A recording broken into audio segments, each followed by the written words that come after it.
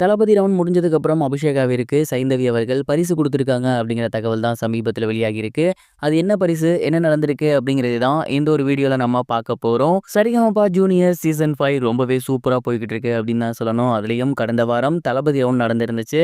எல்லாரோட ஃபேவரட்டா அந்த ரவுண்ட் மாறியிருக்கு அப்படின்னு தான் சொல்லணும். ஏன்னா எல்லா குழந்தைகளுமே அப்படி சூப்பரா பாடியிருந்தாங்க.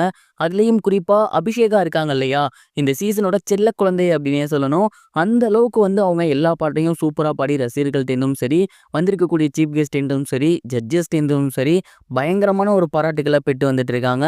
அண்ட் கடந்த வாரம் தளபதி ரவுண்ட்ல அவங்க "நான் அடிச்சா தாங்க மாட்டேன்" அப்படிங்கிற வேட்டைக்காரன் பட பாடல் பாடியிருந்தாங்க. அந்த பாடல் எல்லாராலையுமே ரசிக்கப்பட்டுச்சு அப்படின்னு தான் சொல்லணும். அந்த ஒரு ரவுண்ட்ல பெஸ்ட் பெர்ஃபார்மரா கூட அவங்க வந்திருக்க வேண்டியது. அந்த அளவுக்கு தான் அவங்க பாடியிருந்தாங்க. அண்ட் அவங்களுக்கு பார்த்தீங்கன்னா, பாடி முடிச்சதுக்கப்புறம் சைந்தவி அவர்கள் பரிசு ஒண்ணு குடுத்துருக்காங்க. குறிப்பா ஜீ தமிழ்ல ஏதாவது ஃபங்ஷன் வைக்கிறாங்க. அப்படி இல்லன்னா, ஒரு பர்ட்டிகுலர் ரவுண்ட செலக்ட் பண்ணி வைக்கிறாங்கன்னா, குறிப்பா இப்ப தேவா ரவுண்ட்னா தேவாவோட ஃபோட்டோ போட்டு ஃப்ரேம் குடுப்பாங்க.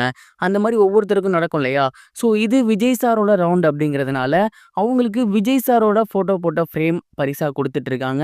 அண்ட் அந்த வகையில சைந்தவி அவர்கள் அபிஷேகாவிற்கு விஜய் சாரோட ஃபோட்டோ போட்ட ஃப்ரேம ஒண்ணு பரிசா குடுத்துருக்காங்க. அது சேனல் தரப்புல தர்றது. ஆனா தனியாவுமே சைந்தவி அவர்கள் அபிஷேகாக்கு ஒரு சில கிஃப்ட் குடுத்துருக்காங்க.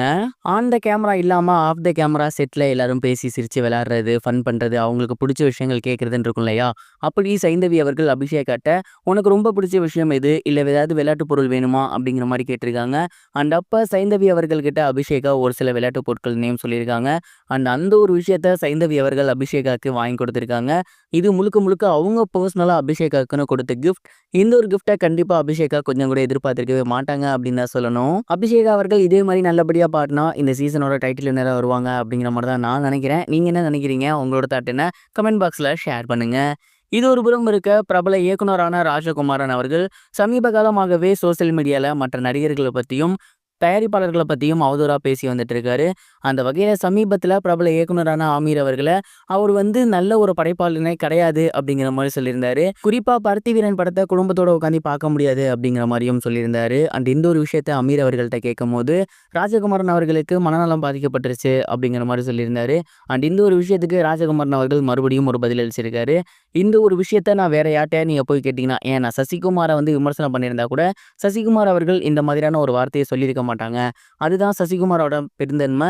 ஆனா இவரு மனநலம் பாதிக்கப்பட்டேன்னு சொல்றாரு. இப்படியாப்பட்ட ஒருத்தர் எப்படி நல்ல படைப்பாளியா இருக்க முடியும் அப்படின்னு மறுபடியும் அதே தான் சொல்றாரு. இதே மாரி தான் கமலஹாசன் சார பத்தியும், விஜய் சார பத்தியும், நெறைய பேர பத்தியும் அவதூறா பேசி வந்துட்டு இருக்காரு. அத நியாயமும் படுத்தி வந்துட்டு இருக்காரு. அண்ட் இந்த ஒரு விஷயத்துக்கு தேவயானி மேம் முடிவு கட்டினா நல்லா இருக்கும்னு நான் நினைக்கிறேன். நீங்க என்ன நினைக்கிறீங்க? கமெண்ட் பாக்ஸ்ல இதையும் சேர்த்து ஷேர் பண்ணுங்க.